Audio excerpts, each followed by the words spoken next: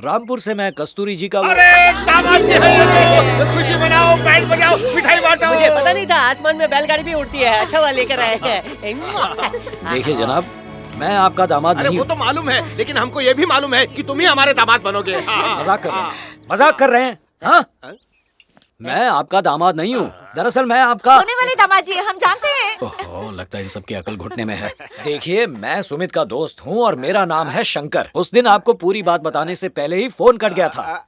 Road contract के काम से मेरा बेटा यहाँ आने वाला है। वो आपके यहाँ रहने से शर्मा रहा है। वो बहाने बना सकता है, उसकी बातों में मत आइएगा। एक हफ्ते पहले ही सरस्वती जी ने मेरी बहन को ये बातें बता दी थी, इसलिए हम सब जानते हैं कि तुम एकदम झूठ बोल रहे हो। इस वक्त वो प्रिया को अपने साथ लेकर मंदिर गई है। भेजे में घुसी बात, हमें तुम्हारी सारी कुंडली पता।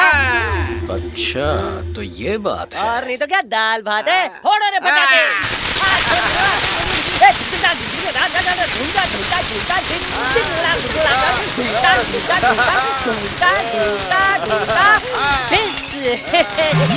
ये कहाँ किस हो गया?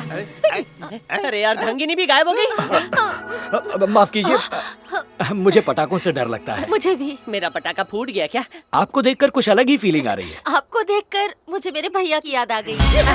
तो ये दोनों यहाँ पर है। अरे लुका छुपी खेल रहे हो क्या? दामाद बाबू, हाँ? इसका कच्चा पक्का दोनों लाइसेंस मेरे पास है। मेरी कुंडली में मंगल है, फिर भी ये मंगल कन्या मेरे पास है। होली के बाद दिवाली भी चली गई, लेकिन हमारे आंगन में फुलझड़ी जलाने वाला नन्ना मुन्ना नहीं अरे रे आया। रे, सुमन की गोद 8 साल से सुनी है। आपके पास दिमाग पढ़ने वाली एक्सरे मशीन है क्या दामाद जी? क्या है? आपको तो फिल्मों में हीरोइन होना चाहिए। Scene cut. ये अभी भी हीरोइन है, पर मेरे पिक्चर की। दामाद जी, अब सारी बातें बाहर ही करेंगे, थोड़ी गुफ्तगू अंदर भी कर लीजिए। आइए। बाय। मैंने जिसके आने की खुशी में सस्ते वाले पटाखे फोड़े, वो तो पति पत्नी के बीच में महंगी मिसाइल छोड़ रहा है। मेरी मर्जी। दामाद जी मेरी चुप बात रहिए। सुनिए। बैलगाड़ी से आए हैं, थक गए होंगे, इसलिए गुसल खाने में जाके गुफ्तगू कीजिए। क्या हो गया? बड़े भैया, इसका रिटर्न टिकट निकालो। लेकिन क्यों? अपनी किडनी बेचकर इसके टिकट के पैसे दूंगा। अगर ये घर में आ गया ना, तो हम सबको घर के बाहर निकलना पड़ेगा कटोरा अबे लेके। चुप कर मनूस। मनूस तो वो है। अब क्यों बुला रहा है? हे ऊपर वाले, तू इसको बुला ले। तुम ये नहीं चाहते कि मैं यहाँ पर रहूं, है ना? यहाँ आते हुए रास्ते में विंध्यपुरम हवेली के बारे में मैंने बहुत लोगों से पूछताछ की, पर किसी ने कुछ नहीं बताया। हाँ तो? अगर तुम मुझे विंध्यपुरम हवेली पहुँचा दोगे तो मैं यहाँ पर नहीं रहूंगा, वरना क्या? यहीं रहूंगा। ठीक है, ले जाऊंगा, लेकिन एक वादा करो, बात से मुकर तो नहीं जाओगे? चाहो तो आजमा सकते हो। आजमा खराब हो गया है क्या? जो तुमको आजमाऊंगा। ए अंदर जा, मेकअप कर। जाती हूँ। गेट भी भूतों के लिए खुला छोड़ा है। इस हवेली में ना बहुत सारे कमरे हैं। जाओ, पैर फैला के सो जाओ, हड़प लो हवेली। बाय। जरा साइकिल छोड़ो। भाड़े पे चाहिए क्या? क्या है? चलो मेरे अरे साथ। कहाँ लेके जा रहे हो? अरे दामाद जी, बचपन में गिल्ली लेने पहली बार यहाँ आया था। उस दिन नहीं मिली थी, तुम ढूंढो, मैं बाहर जाके डंडा ढूंढ के आता हूँ। ठीक है? चुपचाप मेरे साथ हवेली के अंदर चलो, वरना घसीट कर ले जाऊंगा। अच्छा? हाँ, घसीट क्या कर। बोला? वही जो सुना। अंदर भूत है? भूत प्रेत कुछ नहीं होता, चुपचाप मेरे साथ चलो। ऊपर वाले बचा ले, बचा ले। इस छोटे घर में कौन रहता है? दूध वाला रहता है। सुमन। बूढ़ा माली और उसकी पोती रहती है। वो लोग यहाँ रहते हैं और फिर भी तुम डर रहे हो। वो तो भूतों के रिश्तेदार है, मैं तो उनको जानता भी नहीं। पर हम लोग जाएंगे। अरे चलो। क्या कर रहे हो? मेरी बीवी मेकअप करके मेरी राह देख रही होगी। ए, वो वहाँ पर क्या हो रहा है? चकाचक पेंटिंग हो रही है। ओ, तो यहाँ पर पेंटर्स भी रहते हैं। हाँ, पूरे 1 महीने से हवेली का थोबड़ा चेंज कर रहे हैं। एक आदमी 1 महीने से अकेला अंदर रह रहा है और हम दोनों को वहाँ अंदर जाने से डर लग रहा है। थू। वो अलग गांव का है, इस गांव का होता तो भूत उसे फाड़ डालता। ये बिल्ली की आवाज है या किसी चुड़ैल की आवाज है? मुकेश, हाँ, क्या तुम इस हवेली की दास्तान जानते हो? इस वक्त तो मैं खुद की दास्तान भी भूल चुका हूँ। बस इतना जानता हूँ कि ये हवेली 50 साल पुरानी और इधर एक चुड़ैल रहती है। एक बार डाकिया डाक देने आया था, उसने ठक ठक करके दरवाजा खटखटाया, चुड़ैल उसे निकल के डकार मार गई। मुझे भी डर के मारे गैस की डकार आ रही है। बहुत हुआ, चलो चलते हैं। हाँ चलो चलो। अरे अंदर कहाँ जा रहे हो? कौन है? भैंस की टांग? नहीं, मत, भैंस की चलो। मुंडी। मम्मी, वहाँ ऊपर क्या है मुकेश? ऊपर फुल फैमिली के साथ भूत रहते हैं। भूत रहते और हैं। ताऊ चाचा के साथ पिशाच रहते हैं। पिशाच रहते हैं। सिर्फ इतना ही नहीं, 30 फुट लंबा एक एनाकोंडा जैसा नाग भी है। कईयों को डस चुका है। पिछले साल चूने की पुताई करने रंगा आया था। लेकिन 4 बजे शाम ढलते ही वो चला जाता। लेकिन एक बार उसकी घड़ी बंद हो गई और वो रात 9-10 बजे तक काम करता रहा। बाहर जो अंधेरा था उसकी किस्मत में धीरे धीरे छाने लगा। उस काले नाग ने उसे ऐसा डसा कि सुबह उसकी लाश गेट के पास मिली। मुंह से झाग निकल रहा था। दामाद जी, दामाद जी, दामाद जी, दामाद जी, दामाद जी को चुड़ैल ले गई है। अब मैं घर वालों को क्या जवाब दूंगा? जवाब तो तब दूंगा ना जब घर पहुंचूंगा। मुझे घर कौन ले जाएगा? दामाद जी, छुपा छुपी खेलना बंद करो। दामाद जी, दामाद जी, दामाद जी, मजाक मत करो। मेरे फेफड़े फुदक के बाहर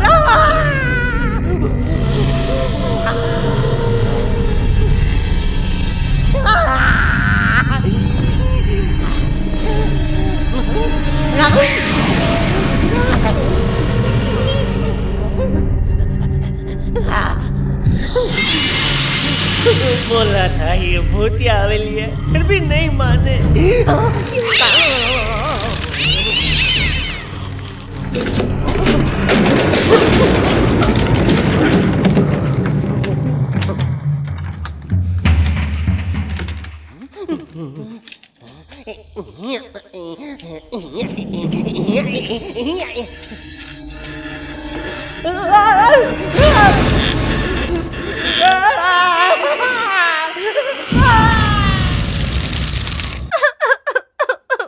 अरे चुप कर। सुनिए जी, सुनिए ना। मुकेश, होश में आ। ए मुकेश, मुकेश, होश में आ। तू चुपचाप अच्छा नहीं लगता मेरे भाई। तेरे इस मुंह से बकवास ही अच्छी लगती है। दामाद जी, ये बताइए इसको भूतिया बंगले में ले जाने की क्या जरूरत थी? अब देखिए उस चुड़ैल ने मेरे हंसते खेलते भाई की क्या हालत कर दी है। जैसे कोई लाश खड़े खड़े हंस रही है। कुछ कीजिए, बड़ा डरावना लगता है ये।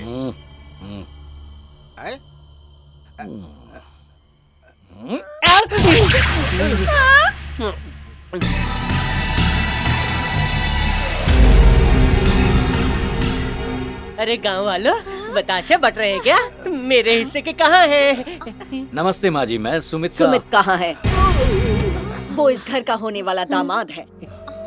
जब मैंने सुना कि तुम बैलगाड़ी में सवार होकर यहाँ आए हो, तभी मुझे यकीन हो गया कि तुम मेरे दामाद नहीं हो, क्योंकि मेरा दामाद कभी ऐसे नहीं आएगा। बिल्कुल सही कहा माँ जी। यहाँ आते ही मैंने इन्हें बताया कि मैं इनका दामाद नहीं हूँ, लेकिन इन अकल के अंधों ने मेरी एक भी नहीं सुनी और आपने बिना कहे सब जान लिया। I really appreciate it. माँ जी, सुमित ने इस गांव की उस हवेली को खरीदने का फैसला कर लिया है। यस, इसीलिए उसने पहले मुझे भेजा। मैं उसका दोस्त हूँ, उसके भाई जैसा ही हूँ। मेरा नाम है शंकर। कभी नहीं। विंध्यपुरम हवेली में एक रात भी रुकना यानी मौत को बुलावा देना। वहाँ जाना खतरे से खाली नहीं। पहले ही उस हवेली में कई लोग अपनी जान गंवा चुके हैं। माँ जी, अब आपको कैसे समझाऊं? समझ में नहीं आ रहा। सुमित ने आपकी बेटी से शादी लो, वो खुद ही आ गया।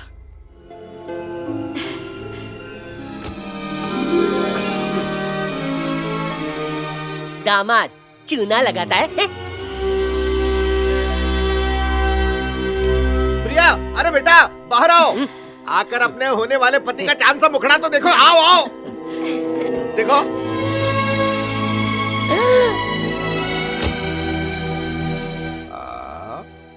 इनका नाम गंगा है, मेरी पत्नी। माँ जी, इसकी माँ तो यही चाहती थी कि सुमित की शादी आपकी बेटी प्रिया से हो, लेकिन इस दौरान सुमित को गंगा से प्यार हो गया और दोनों ने शादी कर ली। बेड़ा गर्क, बड़े रईस लोग मेरी बेटी का हाथ मांग रहे थे। तुम्हारे चक्कर में उन सबको हमने भगा दिया। शादी ब्याह तो सब किस्मत का खेल है पापा। किसके हिस्से में कौन आए, आखिर ये बात कौन बता सकता है? क्या पते की बात कही है, वाह! इतनी छोटी सी उम्र में इतनी गहरी बात कह दी। लाइए हाथ मिलाइए। हाथ हटा।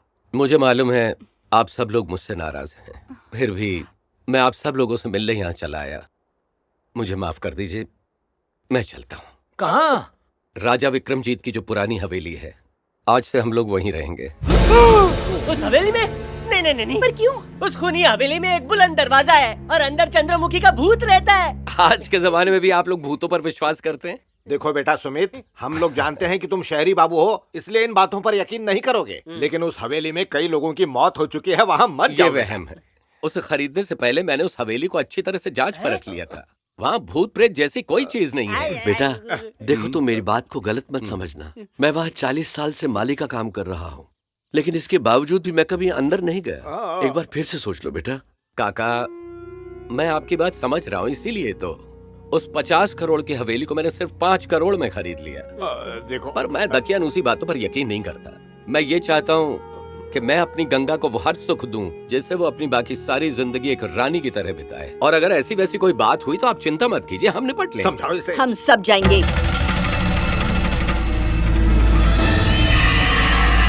उसे खरीद कर तुमने ठीक किया। ऐसे क्या देख रहे हो? यही सोच रहे हो ना कि अब मैं हाँ क्यों कह रही हूँ? मैं नहीं चाहती सुमित पर कोई आफत आए। मैंने फैसला किया है कि सुमित का कॉन्ट्रैक्ट खत्म होने तक हम सब उसके साथ हवेली में रहेंगे। सब एक साथ मरेंगे। सुनो, हमें इन दोनों का ख्याल रखना है। अगर इन्हें कुछ हो गया तो सरस्वती को लगेगा मैंने पुरानी बात का बदला लिया है। माना कि सुमित ने हमारी प्रिया से शादी नहीं की, फिर भी हमारा फर्ज बनता है कि हम इनका ख्याल रखें। और वैसे भी बहुरानी पहली बार आई है, सबसे घुल मिल लेगी। शुक्रिया माँ जी, आशीर्वाद। रुको सुमित, अभी नहीं। जिस काम के लिए तुम आए हो, एक बार वो काम पूरा हो जाए, उसके बाद हम सब मिलकर इनके आशीर्वाद लेंगे।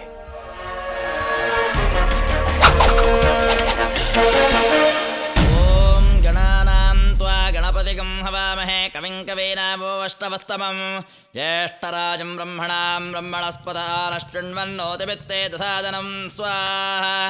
ओम गणानां त्वा गणपतिगं हवामहे कविं कवीनावोऽष्टवस्तमम्। इन सब से कुछ नहीं होने वाला। इसकी माँ ने मेरी जिंदगी तबाह कर दी थी, मैं भी देखती हूँ इनकी जिंदगी कैसे आबाद होती है। कवीनावोऽष्टवस्तमं ज्येष्ठराजं ब्रह्मणां देखो बेटा सुमित, हम यहाँ इस हवेली में कोई मजे मारने के लिए नहीं आए हैं। इस भूतिया हवेली में तुम भूतों के चंगुल में न फंस जाओ, इसलिए तुम्हारी रक्षा करने के लिए आए हैं हम। लेकिन हम सबके यहाँ रहने की एक शर्त है, वो तुम्हें माननी पड़ेगी। कैसी शर्त?